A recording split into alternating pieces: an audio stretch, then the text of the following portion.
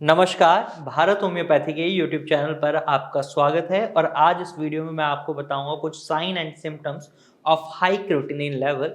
यानी अगर आपके क्रिएटिनिन लेवल में बढ़ोतरी हो रही है तो आपको बिना किसी लैब टेस्ट के ये पता चल सकता है कि आपका क्रिएटिनिन लेवल बढ़ रहा है या नहीं। और इस वीडियो में जो लक्षण मैं आपको बताने वाला हूँ वो फेस अगर आप कर रहे हैं, इट मीन्स आपका क्रिएटिनिन लेवल धीरे धीरे बढ़ रहा है और आपको अपने ट्रीटमेंट को डायग्नोस करना होगा और केएफटी टेस्ट जरूर करवाते रहना होगा ताकि आपको पता चले कि आपकी किडनी किस तरीके से फंक्शन कर रही है और क्रिएटिनिन लेवल कितने बढ़ रहे हैं। तो चलिए वीडियो शुरू करते हैं। अगर आप हमारे चैनल पर नए हैं तो इस चैनल को सब्सक्राइब कर लीजिएगा, क्योंकि इस चैनल पर हम हर हफ्ते आपके लिए किडनी से जुड़ी जानकारी लेकर आते हैं जो आपके लिए बहुत फायदेमंद हो सकती है। तो चलिए वीडियो में आगे बढ़ते हैं और जानते हैं कुछ साइन एंड सिम्टम्स के बारे में जो आपको बताते हैं आपका क्रिएटिनिन लेवल बढ़ रहा है। सबसे पहले ये समझिए क्रिएटिनिन है क्या। तो क्रिएटिनिन एक वेस्ट प्रोडक्ट है। वेस्ट प्रोडक्ट बोले तो जब आपके शरीर में एनर्जी की रिक्वायरमेंट होती है तो आप प्रोटीन खा रहे हैं, वैसे तो बहुत चीजें खा रहे हैं, लेकिन जब प्रोटीन खाते हैं ये आपके लीवर तक पहुंचता है, ये क्रिएटिन में कन्वर्ट हो जाता है। और जब आपके शरीर को एनर्जी की जो रिक्वायरमेंट होती है, मसल्स को एनर्जी की रिक्वायरमेंट होती है, तो ये क्रिएटिन जाता है आपकी मसल्स के पास और मसल्स क्रिएटिन को तो कंज्यूम कर लेती हैं, लेकिन उसमें से कुछ वेस्ट प्रोडक्ट छोड़ देती हैं जिसे हम क्रिएटिनिन नाम से जानते हैं। अब ये वेस्ट प्रोडक्ट हमारे शरीर में एक नॉर्मल रेंज तक रहता है तो ठीक है, क्योंकि हमारी किडनी फिल्टर कर रही होती है और ये ऑटोमेटिकली बन रहा होता है, तो मतलब बिल्कुल शरीर से साफ तो हो नहीं सकता।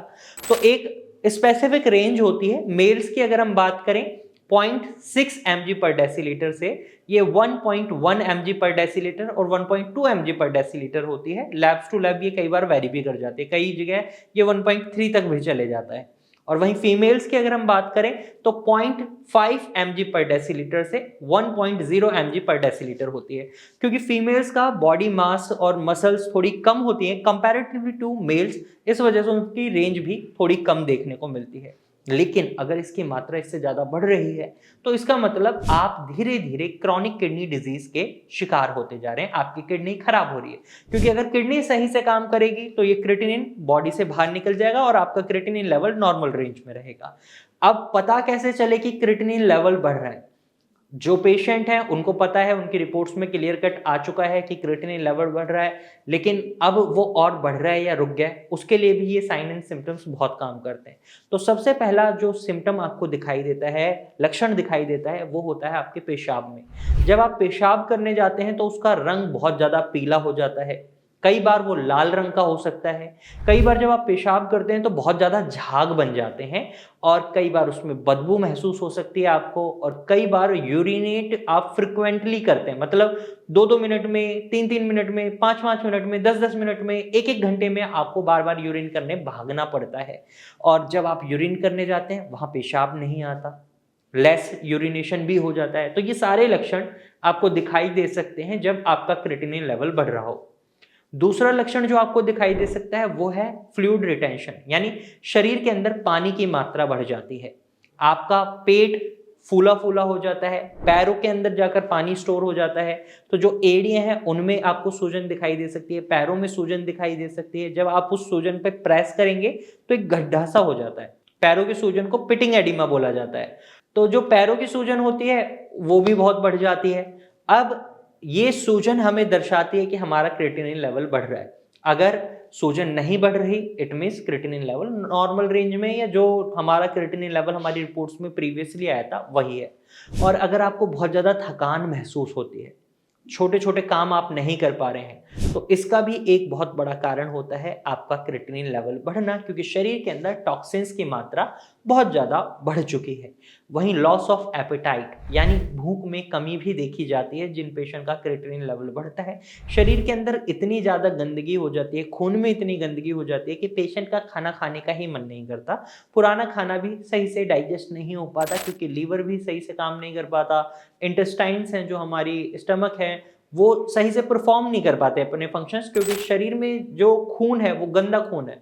और हमारा गंदा खून जब हमारे पूरे शरीर में फैलेगा तो क्या हमारे बॉडी ऑर्गन सही से काम कर पाएंगे? बिल्कुल नहीं कर पाएंगे, क्योंकि ये खून ही है जो हमारे शरीर के सभी ऑर्गन्स को न्यूट्रिएंट्स दे रहा है, ऑक्सीजन दे रहा है। तो इस वजह से भूख में कमी भी देखने को मिल जाती है।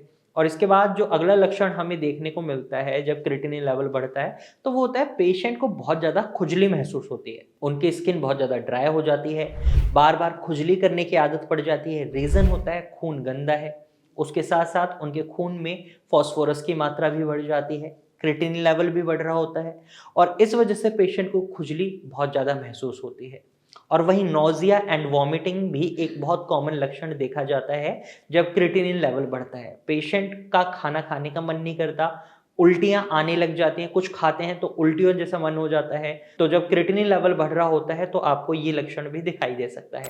वहीं आपकी मसल्स में क्रैम्प्स आ सकते हैं और आपके चेस्ट पेन महसूस कर सकते हैं आप, और जो आपका हार्ट रेट होता है वो भी इर्रेगुलर हो जाता है, और आपकी स्लीपिंग साइकिल भी बिगड़ जाती है, मतलब नींद आने में भी दिक्कत महसूस होने लग जाती है।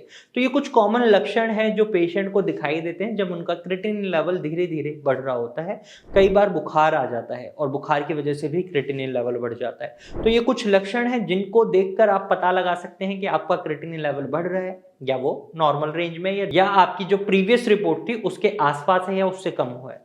आई होप आपको ये वीडियो पसंद आई होगी। अगर वीडियो पसंद आई है तो वीडियो को लाइक कीजिएगा, और अगर आप अपने बढ़ते हुए क्रिएटिनिन से परेशान हैं तो परेशान मत होइए, इसका एक सॉल्यूशन ढूंढिए, क्योंकि क्रिएटिनिन को कम किया जा सकता है और भारत होम्योपैथी में ऐसा हो रहा है। हमारे कई पेशेंट हैं जिनका क्रिएटिनिन लेवल बढ़ रहा था, कॉन्टिन्यूसली बढ़ रहा था, लेकिन भारत होम्योपैथी से 2-3 महीने ट्रीटमेंट लेने के बाद ही उनका क्रिएटिनिन लेवल काफ़ी हद तक कम हो चुका है। आप स्क्रीन पर दिए गए नंबर पर कॉल कर सकते हैं और हमारे डॉक्टर की टीम से कॉन्टैक्ट कर सकते हैं, और जैसे हमारे पेशेंट ठीक हुए हैं वैसे आप भी ठीक हो सकते हैं। आप हमारे पेशेंट का टेस्टिमोनियल देख सकते हैं जिसमें हमारे पेशेंट ने खुद बताया है कैसे उनका क्रिएटिनिन लेवल कम हुआ है। तो अगर आपको ये जानकारी पसंद आई है तो वीडियो को लाइक कीजिएगा। चलिए मिलते हैं हमारे पेशेंट से। नमस्कार, मैं डॉक्टर कंचन सिंह, भारत होम्योपैथी में आप सभी का स्वागत करती हूँ। आज मैं आपको अपने एक और पेशेंट से मिलाने जा रही हूँ जिनको नेफ्रोटिक सिंड्रोम था। आज उनकी रिपोर्ट जो है बिल्कुल नॉर्मल आई है। स्टार्टिंग में जो वो मेरे पास आए थे तो उनको प्रोटीन लॉस काफ़ी हो रहा था, 3+ शो कर रहा था। बाकी जो रेशियोज़ वगैरह होते हैं वो आपको शेयर कर दिया जाएगा, आपको अपडेट कर दिया जाएगा कि इनका रेशियो कितना जा रहा था, क्रेटिनिन का और प्रोटीन का रेशियो कितना जा रहा था। अभी इनकी रिपोर्ट सारी है वो बिल्कुल नॉर्मल आ चुकी है। जब पेशेंट हमारे यहाँ से मेडिसिन नहीं ले रहे थे तब उनको पाँव में स्वेलिंग भी आती थी, वीकनेस भी थी, प्रोटीन लॉस काफ़ी हो रहा था, कब्ज़ की शिकायत रहती थी और साथ ही साथ शरीर पे खुजली भी होती थी, जो किडनी पेशेंट के ज़्यादातर यही सिम्टम्स नज़र आते हैं उनके शरीर पर। आज मेरा पेशेंट पूरी तरीके से ठीक हैं। अब उनकी जो मेडिसिन है बस कुछ टाइम और चलेगी, उसके बाद इनकी मेडिसिन को मैं स्टॉप कर दूंगी। मेरे पेशेंट का नाम है शहाबुद्दीन अंसारी। तो चलिए डायरेक्ट मैं आपको अपने पेशेंट से ही मिलाती हूँ, उनकी ही स्टोरी जानते हैं कि भारत होम्योपैथी में कैसा सफ़र रहा। नमस्कार। नमस्कार। कैसे हैं आप अभी? ठीक है। ठीक है। कैसा लग रहा है कि आपकी रिपोर्ट्स अच्छी आई है? रिपोर्ट तो अच्छी आई है। स्वेलिंग वगैरह जहाँ आपने बताया था कि अभी स्वेलिंग नहीं आ रही है, इचिंग वगैरह कुछ भी तो नहीं हो रहा अब? ओके, आपने और भी चीज़ें बताई थी कि आपको कब्ज की शिकायत थी और यूरिन में झाग भी आपको शो होता था। अब बिल्कुल कम पूरी तरीके से क्लियर है आपका यूरिन? यूरिन में किसी तरीके की स्मेल तो नहीं आ रही? अच्छा, तो हमारे यहाँ ट्रीटमेंट लेने से पहले सबसे पहले आप कहाँ गए थे ट्रीटमेंट के लिए? पहले तो मैं गोरखपुर कराया था।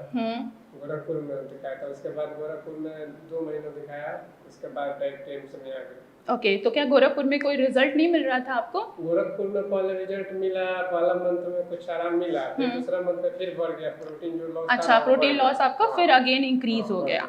देन फिर आप कहाँ गए?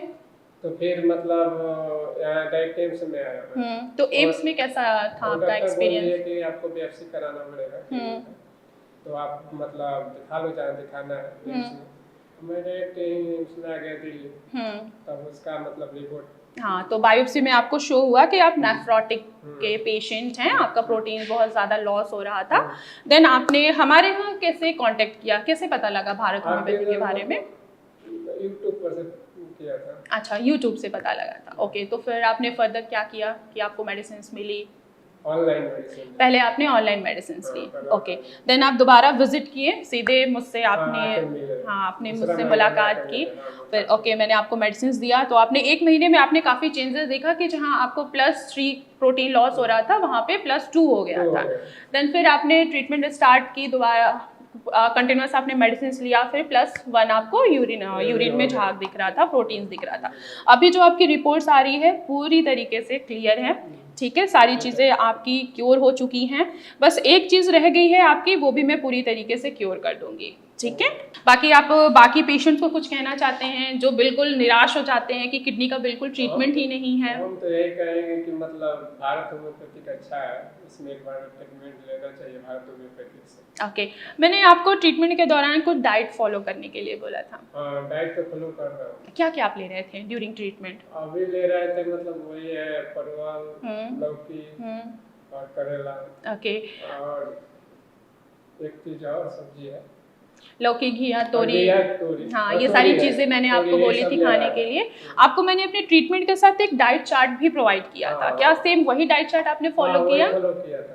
ओके, तो अभी आप कैसा महसूस कर रहे हैं? अभी तो अच्छा महसूस कर रहे हैं। तो आप सभी लोगों ने देखा कि कैसे मेरे पेशेंट ने नेफ्रोटिक सिंड्रोम से अपने आप को क्योर कराया, वो भी भारत होम्योपैथी से। होम्योपैथी मेडिसिन बहुत ही अच्छा काम करती हैं अगर आप कस्टमाइज मेडिसिन लेते हैं। इसका रिजल्ट आपके सामने ही है। पेशेंट आज बहुत ही खुश है कि हाँ, उसका जो नेफ्रोटिक सिंड्रोम है, जो उनको प्रोटीन लॉस हो रहा था, आज पूरी तरीके से क्योर हो चुका है। तो आपने देखा कैसे भारत होम्योपैथी से ट्रीटमेंट लेने के बाद हमारे पेशेंट में इतनी अच्छी रिकवरी देखने को मिली है। तो अगर आप भी सफ़र कर रहे हैं तो देर ना करिए। ये मैं बार बार इसलिए बोल रहा हूँ क्योंकि कई बार पेशेंट किडनी डायलिसिस और ट्रांसप्लांट को ऑप्ट कर लेते हैं, जो कि एक ऑप्शन है, लेकिन उससे पहले आपके पास एक बहुत अच्छा विकल्प है, ट्रीटमेंट है, होम्योपैथिक ट्रीटमेंट। आप हमें मौका दे सकते हैं, हमारी डॉक्टर की टीम से कांटेक्ट कर सकते हैं और एडवाइस ले सकते हैं। आज की वीडियो में सिर्फ इतना ही, फिर मिलेंगे एक नई वीडियो के साथ। तब तक के लिए धन्यवाद।